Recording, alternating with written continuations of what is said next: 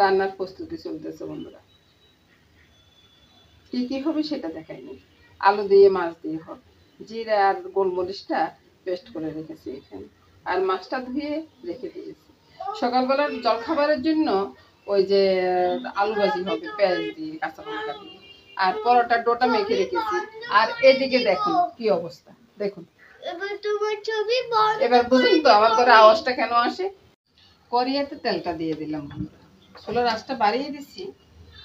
ওই যে সকালের জলখাবারের জন্য আর কি পেঁয়াজটা দিয়ে দিলাম কড়াইতে। আর আমার বন্ধুরা তো জানেন যে আমি গুজগাছ করা ছাড়া রান্না করে আসি না। তো ওই যে আলুতে নুন হলুদ সামান্য একটু লঙ্কা দিয়ে মেখে রেখেছি। পেঁয়াজ ভাজা ভাজা হয়ে গেছে, আলুগুলো ছেড়ে দিলাম। ওই তো বন্ধুরা পরোটার সাথে খাওয়ার জন্য যেমন হয় আর কি, ওরকম করে আর কি। আলুর দম করতেছি না কিন্তু, এটা ভাজি হবে। এবার একটু ঢাকা দিয়ে রেখে দিব, কিছুক্ষণ পরে নামিয়ে নেব। এক লাড়া তরকারি হয় বন্ধুরা, হয়ে গেছে, নামিয়ে নিচ্ছি। এই তো বন্ধুরা রান্নাটা হয়ে গেছে, এবার নামিয়ে নিলাম। তো বন্ধুরা পরোটাটা পরে করবো আর কি, এখন আগে তরকারিটা রান্না করে নিই। তরকারিটা কি হবে সেটা তো আগে দেখাইছি বন্ধুরা। দুপুরবেলার জন্য ওই যে রুই মাছ আর কি, রুই মাছ দিয়ে আলু দিয়ে। এই তো বন্ধুরা সবগুলো মাছ ছেড়ে দিলাম। ওই যে বলতেছিলাম যে আমি আগে নুন হলুদ সব কিছু রেডি করি, মেখে রেডি করে রেখে তারপরে রান্নাটা শুরু করি আর কি। আর বন্ধুরা সব কিছু দেখাতে গেলে না ভিডিওটা অনেক বড় হয়ে যায়।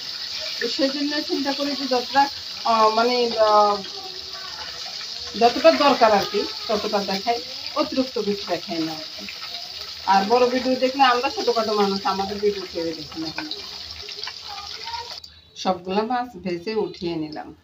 এই তো বন্ধুরা এবার ওই যে আলুগুলা ভেজে নিচ্ছি, আলুগুলা ভেজে উঠিয়ে নিচ্ছি। আর মামনি ভাইকে দাদু ভাইকে পড়াচ্ছে আর কি। আলুগুলো ভাজা হোক ততক্ষণে মশলাটা গুলে নিচ্ছি বন্ধুরা। মশলার ভিতরে এখানে নুন হলুদ লঙ্কা, তারপরে একটু চিনি, আর ওই যে জিরা আর গোলমরিচ একসাথে বেটে রেখেছি, ওইটা দেখালাম বন্ধুরা। এগুলো গুলে নেব। সবগুলো আলু ভেজে তুলে নিলাম। এবার বন্ধুরা ওই যে তেজপাতা আর মেথি ফোড়নটা দিয়ে দিলাম, দিয়ে ওই যে গোলা মশলাটা করে দিলাম। এই তো বন্ধুরা মশলাটা কষানো হয়ে গেলে আলুগুলো মশলার ভিতরে ছেড়ে দিচ্ছি, ছেড়ে দিয়ে ঢাকা দিয়ে রাখবো। আলুগুলো কিছুটা নরম হয়ে আসুক।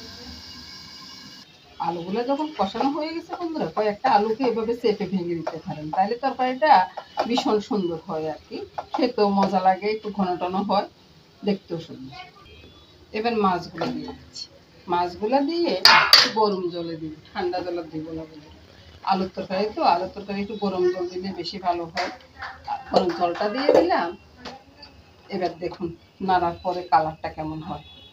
মাঝে মধ্যে আমি এই রান্নাতে দারচিনি এলাচি বাটাটা দিই আর কি। আজকে দিব না বন্ধুরা, আজকে ওই যে গোলমরিচ আর জিরা বাটারে আলাদা একটা সেন্ট ওঠে। তো আপনারা তাহলে ধনিয়া কাঁচামরিচ দিতে পারেন, আমি সেটাও দেবো না, রসুন পেঁয়াজও দেবো না, কিছুই না। এভাবে রান্না করে একদিন দেখবেন বন্ধুরা, খেতে না অসাধারণ লাগবে। এবার কালারটা একটু দেখুন কত সুন্দর হয়েছে না। এই তো বন্ধুরা রান্নাটা হয়ে গেছে, এবার নামাবো। নামানোর পরে বন্ধুরা দেখুন তো বন্ধুরা তরকারিটা কেমন হয়েছে বন্ধুরা। মামনি ঘরের তো কথা সবাই বলবে বন্ধুরা, আর আমি রান্না করতে করতে আমি বয়সটা দিই, আর আলাদা করে বয়স দিতে পারি না বন্ধুরা। তো নমস্কার বন্ধুরা, সবাই ভালো থাকুন, সুস্থ থাকুন, সুন্দর থাকুন বন্ধুরা, এই কামনা করে আজকের মতো এখানে বিদায় নেব।